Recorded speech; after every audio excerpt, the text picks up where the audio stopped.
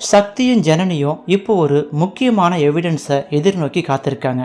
அதாவது நம்ம அறிவுக்கரசி கொலை பண்ணின அந்த ஃபோட்டோகிராஃபரோட ஃப்ரெண்டு ஒருத்தன் உங்கள் அண்ணனோட வீடியோ எல்லாம் என்கிட்ட இருக்குது, அந்த வீடியோவை வச்சு தான் அறிவுக்கரசி என்னுடைய ஃப்ரெண்டை அதை ஆதாரமாக வச்சு அவன் காசு கேட்குறான்னு சொல்லி அவளை அநியாயமாக கொலை பண்ணிட்டா அறிவுக்கரசி. அதனால தான் அவள் ஜெயிலுக்குள்ளே இருக்கா. ஆனால் அந்த வீடியோ ஆதாரம் என்கிட்ட இருக்குது அப்படின்னு சொல்லி அந்த ஃபோட்டோகிராஃபரோட ஃப்ரெண்டு வந்து சக்தி கிட்ட சொல்லுவோம், இங்கே பாரியா, உன்னை தப்பிக்க வைக்கிற வழி என்கிட்ட மட்டும்தான் இருக்குது. இந்த வீடியோவை நீ எங்கே கொண்டு காட்டினாலும் உனக்கு தான் ஆபத்து. அதனால் அந்த வீடியோவை என்கிட்ட கொடு, நான் அதை வச்சு ஒரு சில காரியம் பண்ண வேண்டியிருக்குன்னு சொல்லும் பொழுது அந்த ஃபோட்டோகிராஃபர் ஃப்ரெண்டு வந்து பயப்படுறான். நீ பயப்படாதையா, நீ வந்து அந்த வீடியோ ஆதாரத்தை என்கிட்ட கொடுத்தா மட்டும்தான் உனக்கு உண்டான சொல்யூஷனை கொடுக்க முடியும். உன்னுடைய ஃப்ரெண்டுக்கு ஏற்பட்ட அநீதிக்கு நியாயத்தை வாங்கி தர முடியும். அதனால் என்னை நம்பி கொடுன்னு சொல்லி கேட்கவும், சரி சார், நாளைக்கு வந்து அந்த வீடியோ ஆதாரத்தை தரேன்னு சொல்லிட்டு போயிருக்கான். ஆனால் இன்ன வரைக்கும் அந்த பையன் அந்த வீடியோ ஆதாரத்தை சக்திக்கிட்டையும் ஜனனிகிட்டையும் கொண்டு வந்து ஒப்படைக்கலை.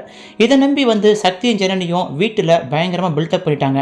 ஏன்னா ஒரு முக்கியமான வீடியோ ஆதாரம் எங்கள் கையில் சிக்க போகுது, அதை வச்சு உங்கள் எல்லாரையும் தூக்கி ஜெயிலில் வைக்கிறேன் பாருன்னு சொல்லி ஞானம், கதிர், நம்ம குணசேகரன் எல்லாத்துக்கிட்டையுமே சவால் விட்டு வந்திருக்காரு சக்தி. சக்திக்கிட்டையும் ஜனனிக்கிட்டையும் தன்னுடைய அண்ணன் குணசேகரன் என்ன தப்பு பண்ணான், உண்மையாலுமே நம்ம அண்ணி ஈஸ்வரிய குணசேகரன் தான் அடித்தாரா அப்படின்னு சொல்லி கண் கூட பார்க்கவே இல்லை. ஏன்னா நம்ம ஜனனி பொய்யாச்சிக்கும் குணசேகரனை மிரட்டி வச்சுருக்காங்க. இதுபோல் குணசேகரன் இந்த உடஞ்சி போன செல்லை பார்த்தா பயப்படுறாரு. ஆக மொத்தத்தில் இந்த செல்லுக்குள்ளே ஏதோ ஒரு பிரச்சனை இருக்குது. அறிவுக்கரசி குணசேகரனுக்கு தெரியாமல் ஒரு ரகசியத்தை, அதாவது குணசேகரன் சம்மந்தப்பட்ட வீடியோ வச்சு அவரை பிளாக்மெயில் பண்ணி வச்சுருக்கா. அந்த வீடியோ என்கிட்ட இருக்குன்னு சொல்லி பொய் சொல்லவும் அப்படியே குணசேகரன் ஆடி போய் நிற்கிறானே. ஆக மொத்தத்தில் அந்த மொபைல் ஃபோனுக்குள்ளே ஏதோ ஒரு ரகசியம் இருக்குது. கண்டிப்பாக ஈஸ்வரி அக்காவை குணசேகரன் எதுவும் பண்ணியிருக்கணும். அதை ரெக்கார்ட் பண்ணி அறிவுக்கரசி வச்சு பிளாக்மெயில் பண்ணியிருக்கா. நான் சும்மாச்சிக்கும் பொய்யாச்சிக்கும் இது போல் இந்த வீடியோ ஆதாரத்தை வச்சு தானே நீங்கள் காரியம் சாதிக்க பார்த்தீங்க, அது என்கிட்ட இருக்குன்னு சொல்கிறத கேட்டு குணசேகரன் ஆடி போயிட்டு நம்ம சொல்கிறதுக்கெல்லாம் பெட்டி பாம்பாக தலையாட்டிக்கிட்டு அவர் அமைதியாக இருக்காருன்னா கண்டிப்பாக குணசேகரன் சம்பந்தமாக ஏதோ ஒரு ரகசியம் அதில் புதைஞ்சிருக்குன்னு சொல்லி பொய்யாச்சிக்கும் அந்த செல்லை காட்டி குணசேகரனை ஆட்டி வச்சுருக்காங்க ஜனனி. சக்தியும், ஜனனி, நீ அண்ணங்கிட்ட ஏதோ ஒரு ரகசியம் சொன்ன, அதை கேட்டுட்டு அந்த ஆள் ஆடி போயிடாரு. எங்கள் அண்ணன் சாதாரணமாக யாருக்கும் வளைஞ்சி கொடுக்குற ஆள் கிடையாது.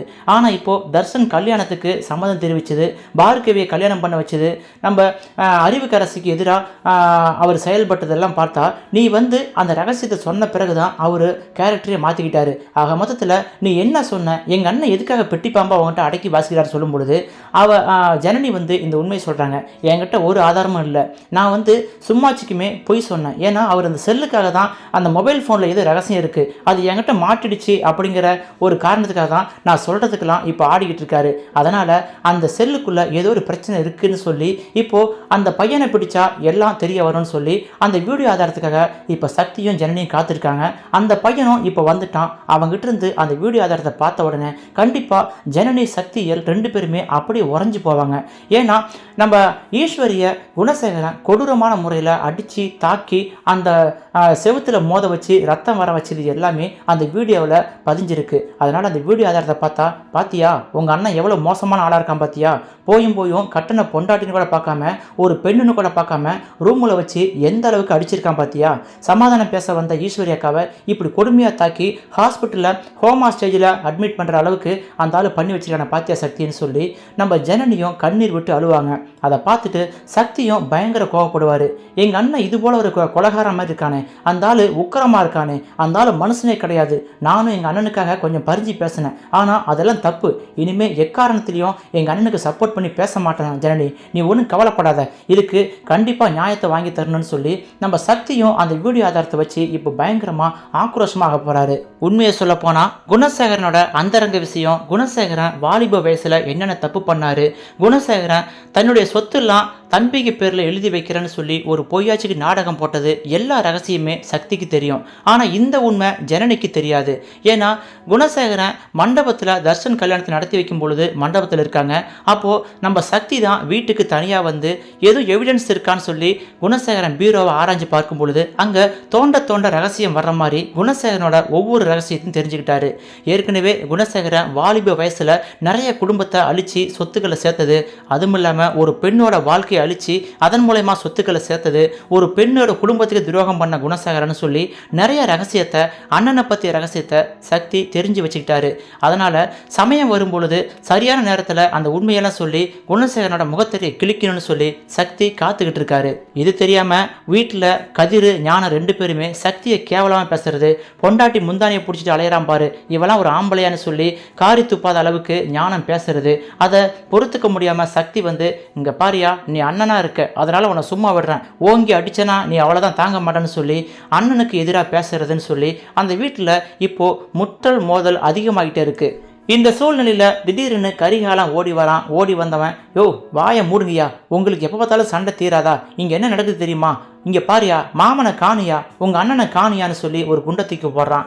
இதை பார்த்த உடனே கதிர் ஞானம் எல்லாமே, என்னது அண்ணனை காணுமா, அவர் வீட்டில் தானே இருந்தார், நல்லா தேடினியான்னு சொல்லும் பொழுது, யோ வீடு ஃபுல்லாக தேடி பார்த்துட்டேன், உங்கள் அண்ணனை காணும், எங்கே போனான்னு தெரியல, சிங்கம் மாரி இருந்த மனுஷனை இப்படி மூளையில் முடைக்க வச்சிங்க, இப்போது ஆளே காணும், எதுவும் உயிரை மாச்சிக்க போயிட்டாரா அப்படின்னு சொல்லி கரிகாலம் வேற குண்டத்துக்கு போடுவோம். இந்த இடத்துல இதுக்கெல்லாம் காரணம் இந்த சக்தியும் அவள் பொண்டாட்டி ஜனனியும் தான். தேவையில்லாமல் அண்ணனை எதிர்த்துக்கிட்டு அண்ணனுக்கு பிடிக்காத கல்யாணத்தை பண்ணி வச்சு இப்போது அவரை கொலை பண்ண பார்க்குறீங்களா அப்படின்னு சொல்லி அந்த பழியும் தூக்கி சக்தியை ஜனனி மேலே போடுவோம். சக்தி இந்த இடத்துல யோசிக்கிறாரு, எங்கே போனான் இந்த ஆள் வீட்டில் தானே இருந்தான், திடீர்னு ஆளை காணோம்னா கண்டிப்பாக ஏதோ அவர் பிளான் பண்ணுவாருன்னு சொல்லி இந்த இடத்துல சக்தி ஜனனி 2 பேரும் உஷாராக வராங்க. ஏன்னா புலி பதுங்கிறது பாயறதுக்கு தான் அப்படின்னு சொல்லி நல்லாவே தெரியும். இந்த இடத்துல குணசேகரன் பதுங்கி போனார்னா கண்டிப்பாக ஏதோ ஒரு பெரிய பிரச்சனை கிளப்ப போயிருக்காரு அப்படிங்கிறது உண்மை. அதை அடிப்படையில் இப்போ சக்தி ஜனனி 2 பேருமே உஷாராக வராங்க. நம்மக்கிட்ட வீடியோ ஆதாரத்தை கொடுக்க வேண்டிய பையன் இன்னும் வரல. ஆக மொத்தத்தில் குணசேகரனுக்கு அந்த ரகசியம் தெரிஞ்சு அந்த பையனை அடித்து அவங்ககிட்ட இருந்து அந்த வீடியோ ஆதாரத்தை பறிக்கிறதுக்கு போயிட்டாரோ அப்படிங்கிற மாதிரி சக்தி ஜனனி 2 பேரும் சந்தேகப்படுறாங்க. ஆனால் நல்ல வேலையாக அந்த பையன் இப்போ வந்திருக்கான். அவங்ககிட்ட இருந்து இன்னும் வீடியோ ஆதாரத்தை கையில் வாங்கலை. ஒருவேளை அந்த பையன்கிட்ட நம்ம குணசேகரன் பேரம் பேசலாம்னு பேசுவார். இங்கே பாரியா, உங்கள் ஃப்ரெண்டு வந்து 1 கோடி ரூபாய் காசு கேட்டான், அதனால் அவள் அறிவிக்கரசி தேவையில்லாமல் கொலை பண்ணிட்டா, ஆனால் அந்த காசை நான் உனக்கு தரேன், நீ அந்த வீடியோ ஆதாரத்தை என்கிட்ட கொடுன்னு சொல்லி ஒருவேளை குணசேகரன் அந்த பையனை மடக்கிறதுக்கான வேலையில் ஈடுபடுவாரோ அப்படிங்கிற மாதிரி நமக்கு சந்தேகம் கிளப்புது. ஒருவேளை அந்த வீடியோ ஆதாரம் குணசேகரன் விலை கொடுத்து வாங்கிட்டாருன்னா அதுக்கப்புறம் அந்த வீடியோவில் என்ன இருக்குது, குணசேகரன் எதுக்காக நம்மக்கிட்ட பயந்து போனார், சும்மாச்சுக்குமே நம்ம மொபைல் ஃபோனை காட்டி நீங்கள் இந்த மொபைலை தானே பதுக்கி வச்சிங்க, இதில் இருக்கிற ரகசியம் எனக்கு தெரிஞ்சிருச்சு சொல்லி நம்ம சும்மா சொன்னதை பார்த்து குணசேகரன் இந்த அளவுக்கு நம்மகிட்ட அடங்கி போறாருன்னா கண்டிப்பா அதுல ஏதோ ஒரு ரகசியம் புதைஞ்சிருக்கு, அது கண்டிப்பா ஈஸ்வரி அக்கா சம்பந்தமா தான் இருக்கணும்னு சொல்லி ஜனனிக்கு சந்தேகம் இருக்கு. இருந்தாலும் அந்த வீடியோ ஆதாரம் நம்ம கைக்கு வரலையே, குணசேகரன் அந்த வீடியோ ஆதாரத்தை விலை கொடுத்து வாங்கிட்டாருன்னா அதுக்கப்புறம் அந்த உண்மை தெரியாம போயிடுமேன்னு சொல்லி இப்ப சக்தி ஜனனி 2 பேருமே பரபரப்பா இருக்காங்க. இந்த பரபரப்பான சூழ்நிலையில் தர்சன் விரும்பின பெண்ணையே அவனுக்கு கல்யாணம் பண்ணி வைக்கணும்னு சொல்லி ஈஸ்வரி ஆசைப்பட்டாங்க. அதுக்காக படாத பாடுபட்டு உயிரை பணைய வச்சு ஜனனி எப்படியாவது பார்கவிக்கு கூட தர்சனை சேர்த்து வச்சாங்க. ஆனால் தர்சன் இந்த இடத்துல விளையாட்டு புள்ள போல இருக்காரு. திடீர்னு பார்த்தா கோவப்படுறது, திடீர்னு பார்கவி கிட்ட சந்தோஷம் பேசுறது அப்படின்னு சொல்லி இன்னும் மெச்சூரிட்டி ஆகாமலேயே இருக்காரு. இவரை வச்சுக்கிட்டு என்ன பண்ண போறோமோ அப்படிங்கிற மாதிரி இப்போ பார்கவியும் ரொம்ப பயந்து போய் தான் இருக்காங்க. ஏன்னா தர்சன் மேல இன்னும் பார்கவிக்கு முழுமையான நம்பிக்கை வரல. லவ் பண்ணும் பொழுது ஒரு மாதிரி இருந்தாரு. அதுக்கப்புறம் அப்பன் குணசேகரன் பேச்சை கேட்டுக்கிட்டு பணத்துக்காக ஒரு பெண்ணோட வாழ்க்கையை அழிக்க பார்த்தாரு. அந்த பெண்ணை கல்யாணம் பண்ணிக்கிட்டு எனக்கு துரோகம் பண்ணலான்னு சொல்லி நினைச்சாரு. அதுக்கப்புறம் என்னை பத்தின உண்மை அந்த பெண்ணுக்கு மேல திடீர்னு வெறுப்பு வந்து என்னை கல்யாணம் பண்ணிக்க ஆசைப்பட்டாரு. இப்போ என்னை கல்யாணமும் பண்ணிக்கிட்டாரு. இதுக்கப்புறமும் அவர் மறுபடியும் கோவப்படுறாரு.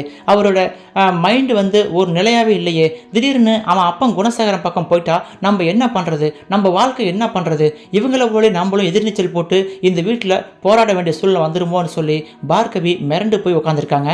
இப்போதைக்கு எதிர்நீச்சல் குடும்பத்தில் பயங்கரமாக ஒரு குழப்பமான சூழ்நிலை, ஒரு பரபரப்பான சூழ்நிலை, அடுத்தடுத்து என்ன நடக்குமோ அப்படின்னு சொல்லி ஒரு எதிர்பார்ப்போடு தான் அந்த குடும்பம் இன்னமும் நகர்ந்துகிட்டு இருக்கு. வெயிட் பண்ணி பார்க்கலாம். இப்போதைக்கு ஜனனியோட கட்டுப்பாட்டில் இருக்கிற குணசேகரன் அடுத்தடுத்து என்ன திட்டம் போடுறாரு, குணசேகரன் ஜனனி கிட்ட ஒன்றுமே இல்லை, அவள் சும்மாச்சுக்கு நம்மள்ட்ட பூச்சாண்டி காமிக்கிறான்னு சொல்லி அந்த ரகசியத்தை தெரிஞ்சுக்குவாரா, அந்த வீடியோ ஆதாரத்தை அவர் விலை கொடுத்து வாங்கிக்குவாரா, அதுக்கப்புறம் குணசேகரனோட திட்டம் என்னவா இருக்குன்னு சொல்லி அடுத்தடுத்த வீடியோவில் நம்ம தொடர்ந்து மீட் பண்ணலாம். இந்த வீடியோ பிடிச்சிருந்தா இந்த வீடியோவுக்கு ஒரு லைக் கொடுங்க.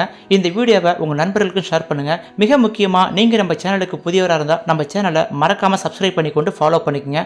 அப்போ தான் எதிர்நீச்சல் குடும்பத்தில் அடுத்தடுத்து என்ன நடக்கும், என்ன நடக்க போகுதுன்னு சொல்லி நீங்கள் உடனுக்குடன் தெரிந்து கொள்ள முடியும். மீண்டும் அடுத்தடுத்த வீடியோவில் தொடர்ந்து மீட் பண்ணலாம். தேங்க்யூ ஃபார் வாட்சிங்.